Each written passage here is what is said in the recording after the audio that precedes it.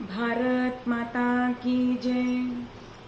भारतामध्ये कायद्यांचं पालन सुद्धा प्रत्येक नागरिकांनी करायला पाहिजे. अहो साधा वाहतुकीचे नियम लोक पाळत नाही.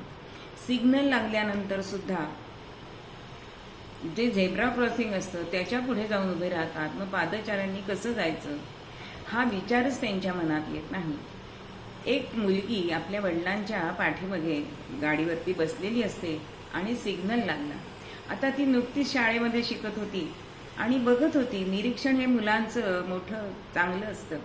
आणि ती बाबांनाशी बोलते आणि म्हणते की बाबा बाबा हे आत्ता जो तुम्हाला लाल रंग लागलाय दिसतोय आपल्याला तो काय सांगतो.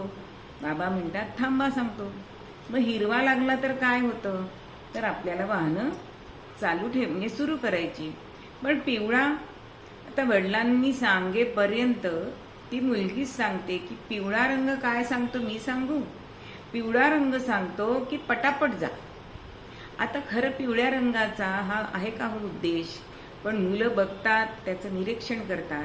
अहो पिवळा झालता क्षणीच आपलं वाहन जास्तीत जास्त जोरात कसं जाईल आणि आपल्याला सिग्नल कसा वाचेल हे आपले माणसं बघत असतात. आणि ते अत्यंत चुकीचं आहे. कारण इथेच अपघात होण्याची शक्यता असते.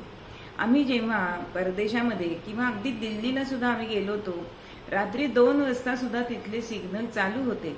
आणि मला कौतुक वाटलं की 2 वाजता रस्त्यावरती कोणीही नव्हतं तरी आमच्या बस ड्रायव्हरनी तो सिग्नल पाळला. खरंच कौतुक आहे. म्हणजेच प्रत्येकाने हे जर पाळलं तर अपघातांचं प्रमाण कमी होणार नाही का. म्हणजेच ही प्रत्येक माणसाची प्रत्येक नागरिकाची जबाबदारी आहे आणि ती त्यांनी पाळलीच पाहिजे असं मला वाटतं. भारत माता की जय.